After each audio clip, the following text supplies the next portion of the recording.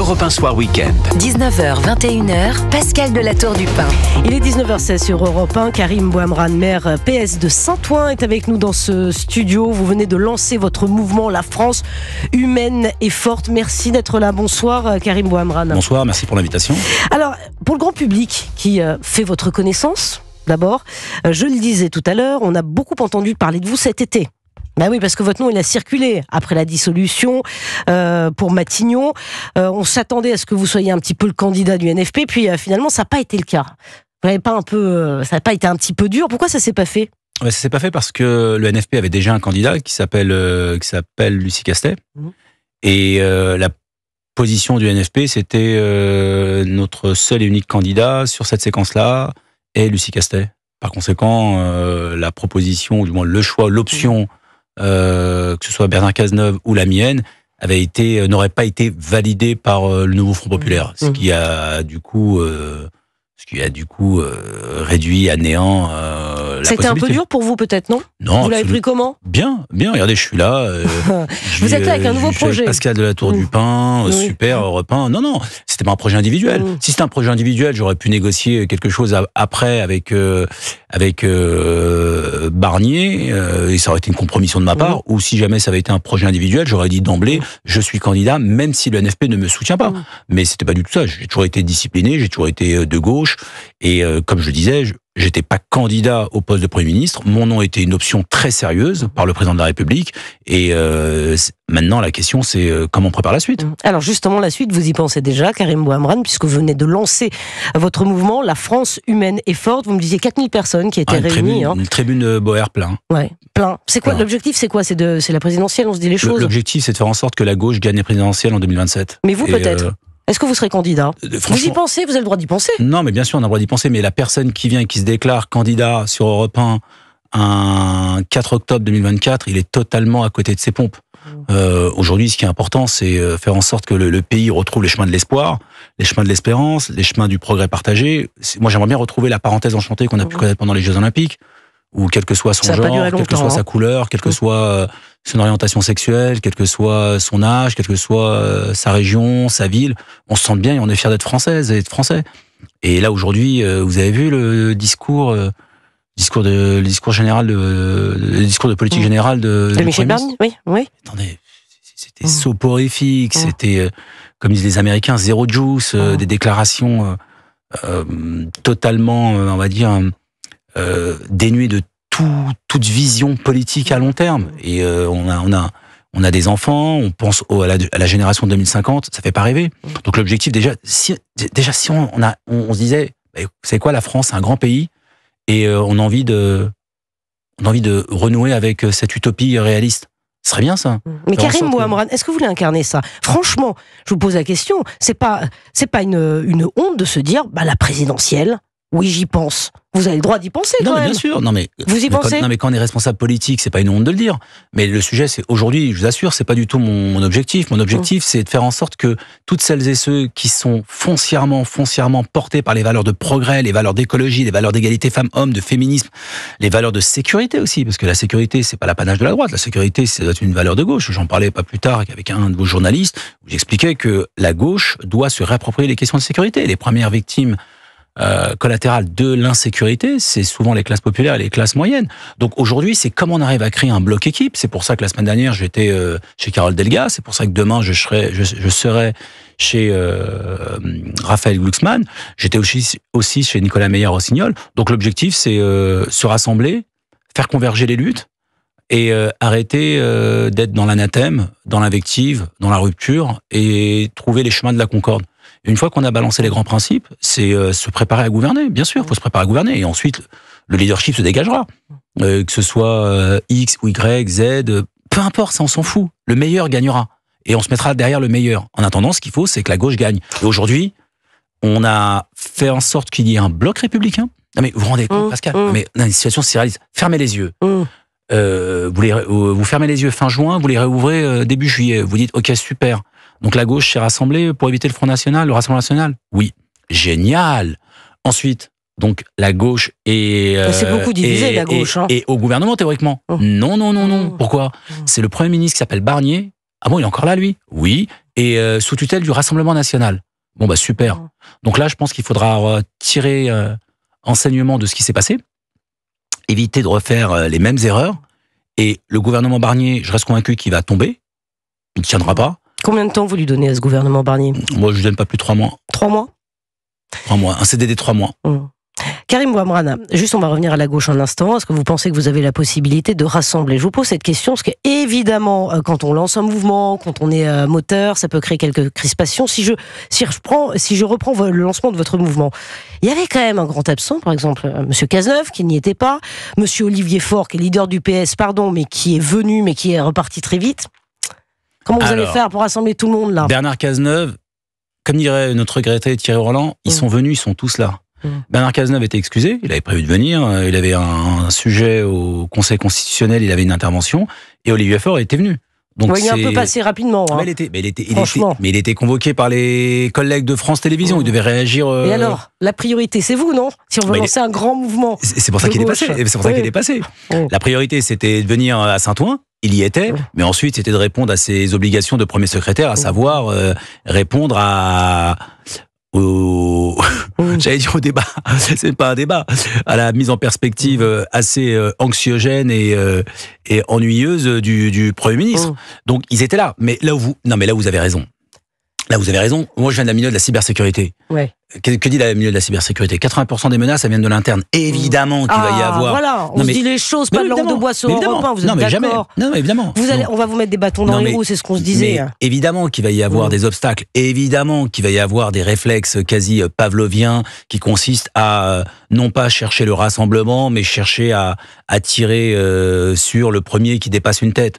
Mais vous savez quoi ? La meilleure réponse, c'est rassembler les gens. C'est rassembler les gens. Quel est le problème aujourd'hui, Pascal, quand vous analysez ? Il y a une défection des adhésions dans les partis traditionnels. Les partis traditionnels, comme le PS ou LR, ont fait moins de 5%. Moins de 5%. Nous sommes la génération d'un grand parti de droite, le RPR, et un grand parti de gauche, le Parti Socialiste. Les deux ont fait moins de 5%.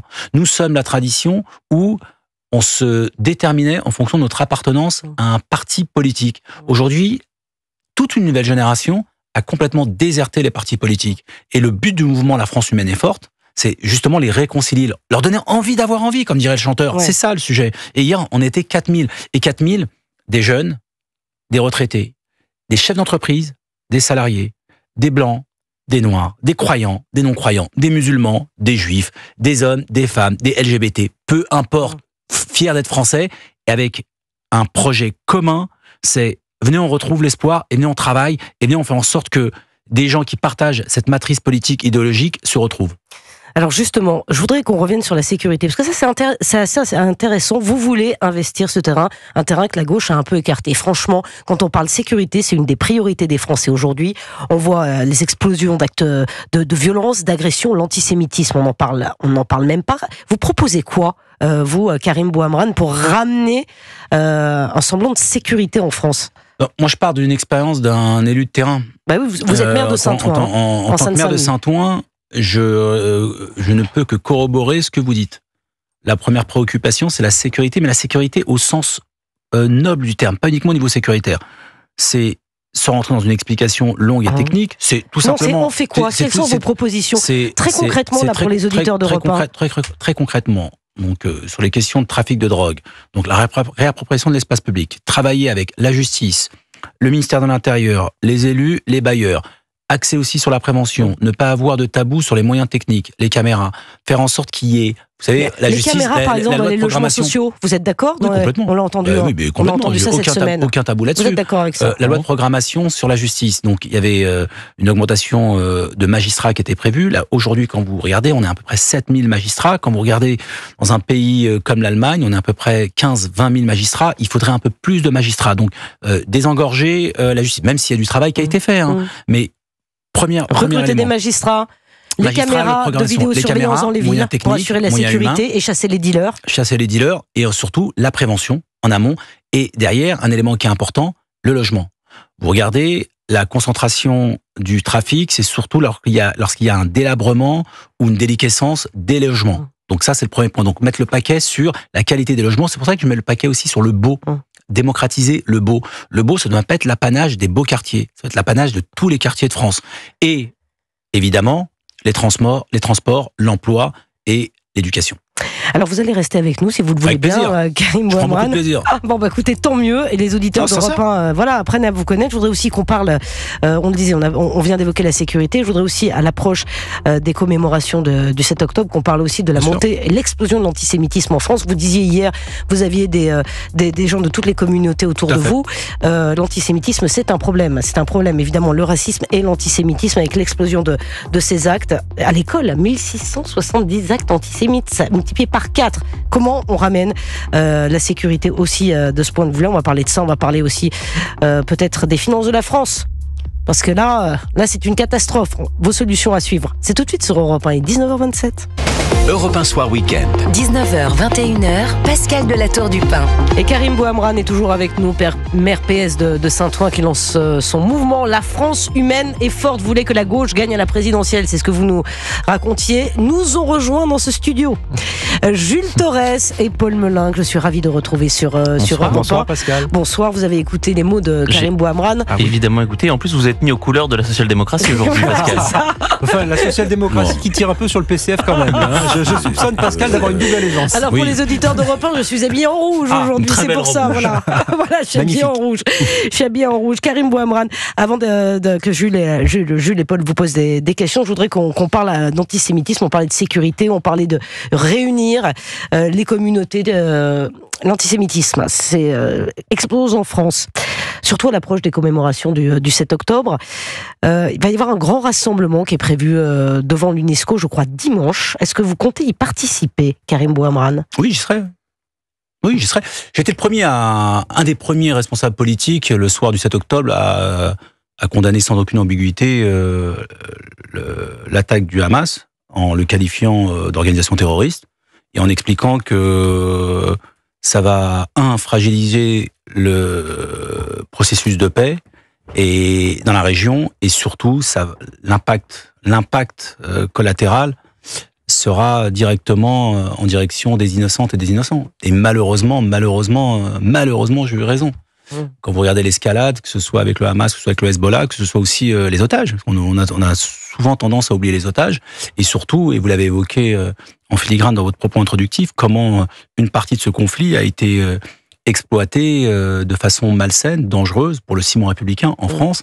Mais par la gauche aussi, Karim Bouamrane. Pardon, par la gauche aussi. Vous n'allez pas vous excuser. Vous êtes d'accord ou pas avec moi? Les drapeaux palestiniens, on les a vus dans les manifestations à gauche. Il y a quand même des élus LFI qui tiennent des propos qui sont, mais un peu limite. Quand on voit également cette manifestation pro-palestinienne avec des slogans comme Israël assassin à Sciences Po jeudi, il y a quand même une forme d'antisémitisme qui s'est installée à gauche.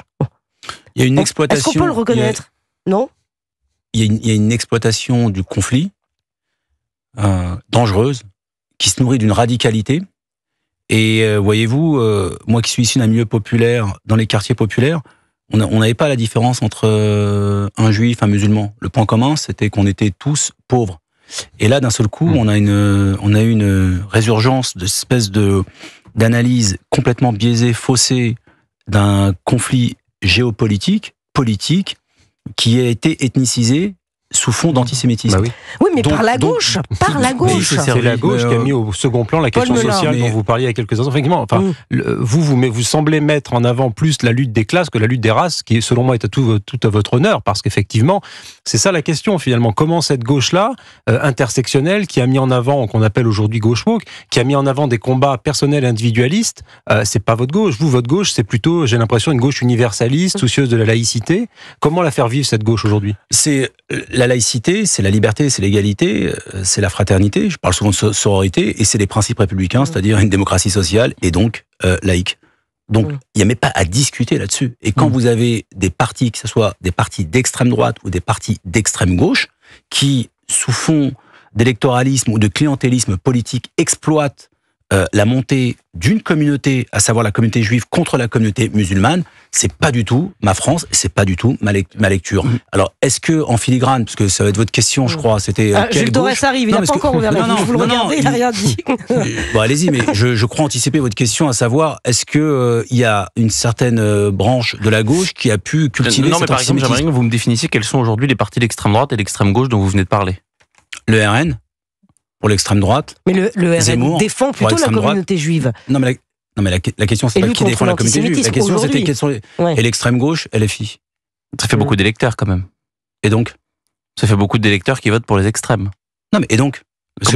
Comment vous les récupérez, ces électeurs ? Ah non, ça, c'est une autre question, ça. Donc, vous me posez la question, comment récupérer des électeurs qui sont tournés vers l'extrême droite et l'extrême gauche. Donc, le premier sujet... Qui représente quasiment 50% de la population aujourd'hui. Oui, complètement. Mais complètement. Les électeurs qui votent pour les extrêmes sont souvent ceux qui se trompent de colère et qui voient leur espoir et leur espérance exploités à des fins électoralistes. Et ces 10 partis arrivent à exploiter cette espèce de, on va dire, de désespoir et de la transformer en radicalité.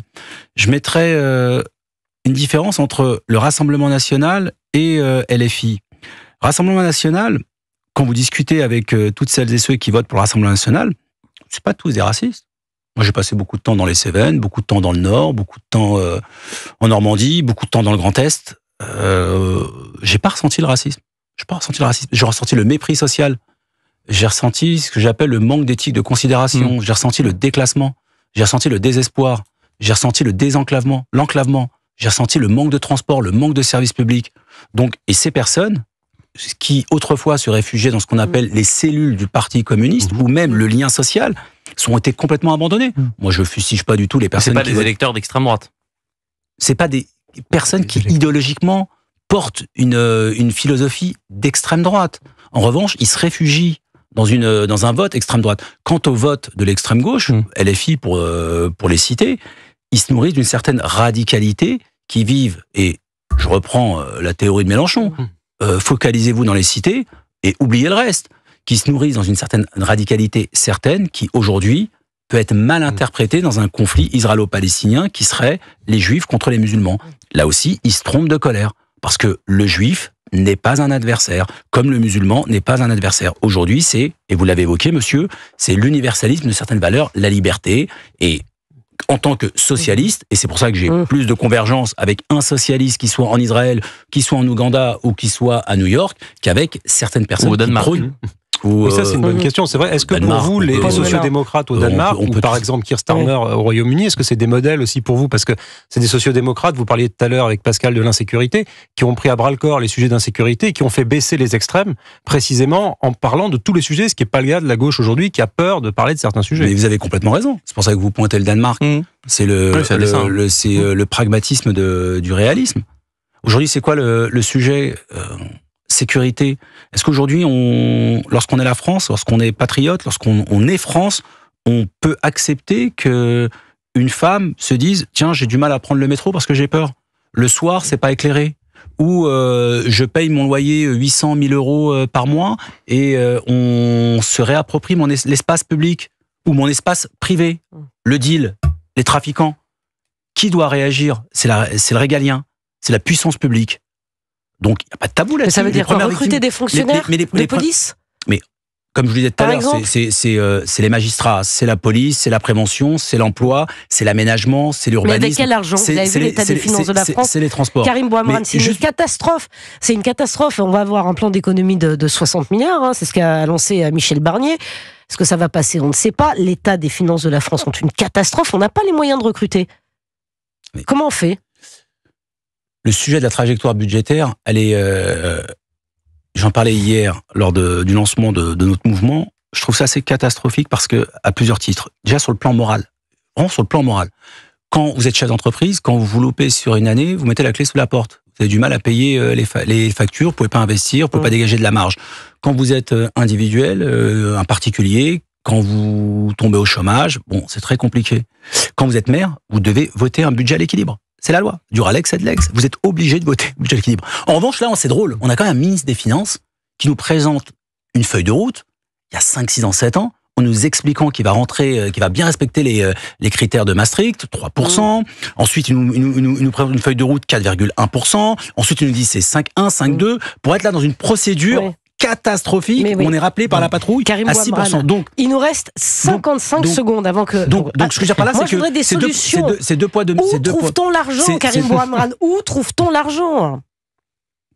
Ça serait démagogique de dire chez les plus aisés, parce que quand vous regardez la mesure de Barnier, c'est... Ça, vous trouvez que c'est une bonne solution? C'est symbolique, c'est 4 milliards, 5 milliards, c'est symbolique. Mais quand même. Oui, bien sûr, le symbole va dans le bon sens. Je pense que derrière, il faut revoir les réallocations des dépenses. Vous savez comment ça se passe? Une bonne partie des dépenses dans le public, c'est la dépense N, il faut la dépenser, et on reprend sur N plus 1 avec une indexation. Je pense qu'il faut revoir les réallocations des dépenses, il faut faire un véritable plan de relance. Moi, je suis foncièrement, économiquement parlant, keynésien, et je pense que le plan qui avait été lancé en valorisant l'offre, tout en trouvant un équilibre au niveau de la demande par rapport au plan Macron, était relativement bien enclenché.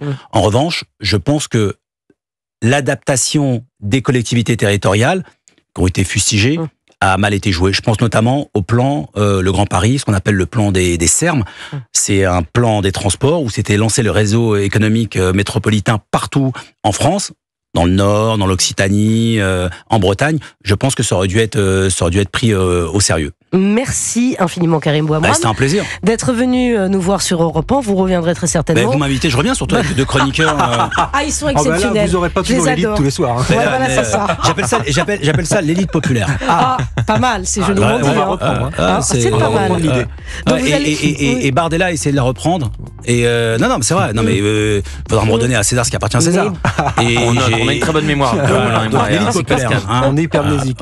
Merci en tout cas, je passe un bon moment avec vous. Écoutez, c'était un plaisir, Karim Bouamrane. Vous venez de lancer La France humaine et forte, et vous voulez que la gauche gagne à la présidentielle. C'est ce que vous nous avez dit sur Europe 1. Vous voulez rassembler autour de vous. Autour de nous tous. Si, Karim Bouamrane. Vous allez provoquer des snipers, là. Commencez pas. Je crois qu'ils n'ont pas besoin de moi. Qu'est-ce que vous en pensez? C'est vrai. Il y avait un super article dans le Figaro là-dessus qui était assez drôle. Ils n'ont pas besoin de moi, vous savez. Allez, il est 19h44. Merci infiniment d'être venu dans ce studio.